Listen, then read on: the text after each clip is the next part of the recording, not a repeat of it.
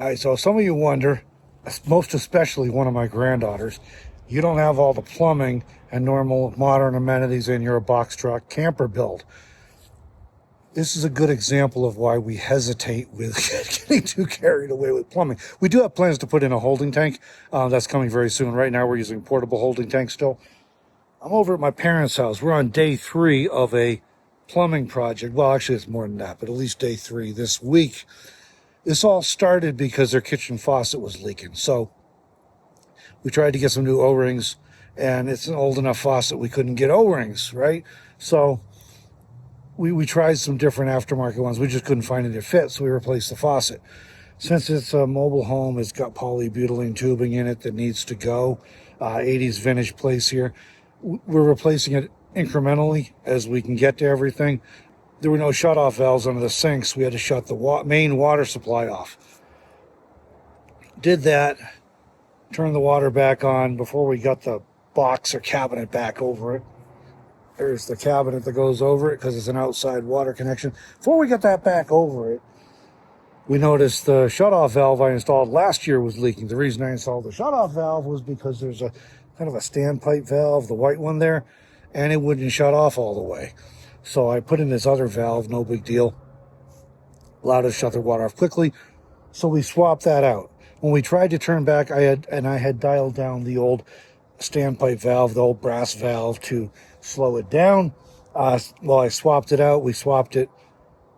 The old valve failed completely. And not only would it just not shut off all the way, it failed completely, wouldn't turn back on all the way. So we came back for day 2, started working on it some more, and let me give you a show of what we got going on here. All right, so here's the box with some supplies on it. Now look at this mess. Now there's the access under the house. Somebody carved WSO into it for water shutoff. Took us a while to figure that one out. This is the pipe that failed, but this is a brand new one. So we literally, yeah. And there's my quick shut off there. So anyway, this thing failed, and as we started taking it apart, we figured out that, well, let me show you over here. It is long rusted rod. This is the thing that came out of it. And we're like, oh, it is broken off. The valve, gate valve down on the bottom is no longer connected to the rod. That would explain why it's not shutting off properly and why it's not turning back on.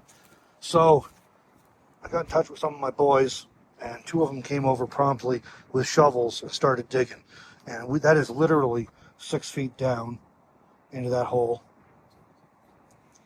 And we were able to replace that standpipe shut-off valve. And basically, you see the brass handle here.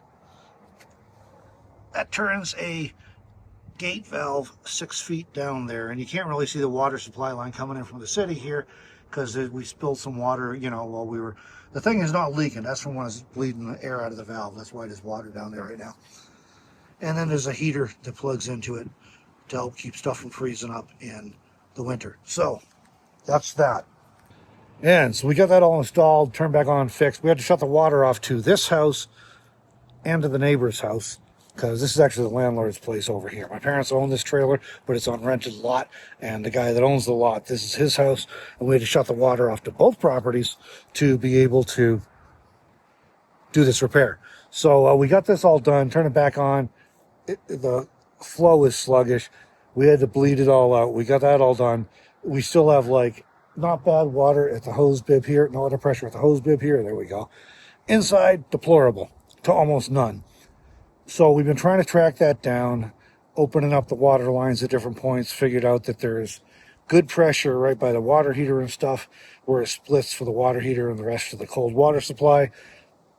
Finally narrowed it down. There must be some obstruction because it's not air or anything, and there's good pressure out here, good pressure up at that end of the house going forward. So that's we figured it must be in straight. The boys are inside now, my two of my sons, and they're tearing apart the plumbing on the inside, and they've already got the shower fixed. They've got the bathroom vanity sink fixed, and it was just crud in the valves and in the faucets. So we're having to take everything apart, clean it out, back flush it, and put them back together, and everything's working. So there's just what happened was when this scaled up nasty rod, and the inside of that, I'm calling it a standpipe. I don't know if that's the right term. the standpipe valve, when that broke, there was a ton of corrosion inside there, rust and corrosion, and some of it flushed through the lines, and it all got caught at the ends. It didn't, fortunately, does not appear to have stuck in any of the pipes or junctions in the plumbing, but it got stuck at the shut-off valves and at the fixtures, at the different spots in the house, the kitchen sink, the bathroom sink, and the shower. So the hot water had still been working, so we were curious what the cold was, so we're figuring it out now. But that brings me back to my original point. Some people ask why we don't have more robust plumbing in our vehicle. All right, it's actually the next day. I'm back in the box truck, sitting here drinking my morning coffee. I got interrupted in my video here before I got to end it. I had to get back to work and do some real productive work instead of just talking to a camera. But why don't we have a lot of plumbing in our box truck? Well, like I said, we are planning on putting in a holding tank. We do have plans for that. That'll be coming pretty soon, so stay tuned. Consider subscribing to the channel if you're not yet, so you don't miss that one when it comes, because it's coming soon. But we do have plans for that, and beyond that, we're trying to keep it simple. So there may be a little more beyond that as far as plumbing goes, but we're trying to keep it simple, and the reason for that is that for all of its conveniences, and it is convenient, plumbing is a pain in the butt. And and frankly, in a lot of times the supply line, the running water thing, is more of a pain than the drains because it's under active pressure, and so leaks can develop more quickly and more seriously. So it's a pain in the butt. Most people in modern societies don't want to go without plumbing, and I understand that completely. A lot of people want to put them in their box trucks or campers or RVs or whatever, and that's totally fine if you want to do that. I'm not suggesting anybody else should do what I do. It's just the reason we do it, and people do ask, why don't we have more plumbing? Because a lot of the cool box truck builds you see these days have a lot of plumbing. So it's a pain in the butt. But beyond that, this is the real big thing, is that you're in a box truck or an RV or a van or whatever, and there's two big factors that come in there that make the vehicle thing unique. And the first is temperature. So if you're truly a chasing 70 type of nomad or a snowbird or something, and if you're very, very confident you can avoid freezing temperatures, this may not be as big of an issue to you. And if you're, well insulated and your rig is heated, maybe even down to a little bit below freezing at night isn't going to be a big deal. I do a fair bit of winter camping each year, either by intention or by things just happening. And I have had, when I've had more plumbing in my rigs, I've had many occasions where things freeze up overnight, even though I'm running some level of heat and everything, because it just gets so cold, and the plumbing is often near the walls because the rigs are small, so your plumbing's near the wall. And so even if you're above freezing in your interior space, it may be cold enough to freeze up your plumbing near the walls. And that becomes more of a problem if you're doing like serious winter camping and stuff. So that's something to think about, and it is something that's a factor for us. It's I've camped in trailers and vans and everything, and all the way down into solidly sub-zero weather, and it's just, stuff likes to freeze up at that point.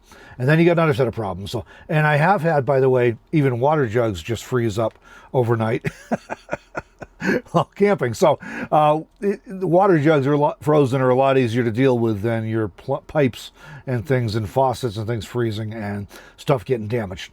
The second reason, and this is going to apply to everybody who's moving their vehicle at all. If you're, I guess if you get your vehicle and it's parked, that's one thing. But if you're moving around, you're traveling around, every time you drive your vehicle, you got a ton of vibration and shaking going on. And that is rough on plumbing. And so it tends to make joints come loose, and then you have leaks. And either when you do this, either you leave stuff accessible where you can get to it and you can see it. And again, a lot of people don't want to do that these days. And that's bad enough trying to get to some of those. But if you get it hidden behind walls or in floors or ceilings or whatever else, behind your cabinets and stuff, trying to get to it's a real challenge. And so you're going to have more failures than in a house because of freezing temperatures, if that applies to you at all. And it's hard to avoid it. I mean, I've been in Quartzsite in Ehrenberg, Arizona, when it got down into the upper 20s at night. So it's hard to totally avoid that. And beyond that, unless you're going like maybe Baja or something, and I just don't go down there for a variety of reasons. But you know, between freezing and then the vibration and shaking that goes on, it's like your house is in an earthquake every time you drive, and things are going to come loose. So you put those two together, and I don't want to deal with it. So we will have a little bit of plumbing here in time, but it's going to be basic. And that's by design. Not that I cannot do plumbing. I can do plumbing. My boys can do plumbing. You see that in this video. They don't like it any more than I do.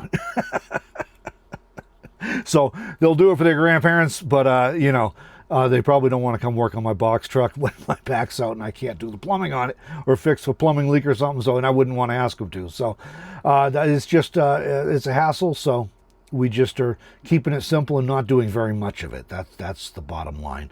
And this little adventure at my parents' house with this failed valve 6 feet underground kind of is an extreme example. It's worse than we'd ever have to deal with in a box truck, no matter how much plumbing we put in here, because it would never be that hard to get to.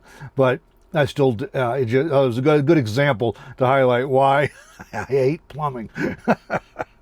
All right, hope you enjoyed this video. We'll catch you in the next one.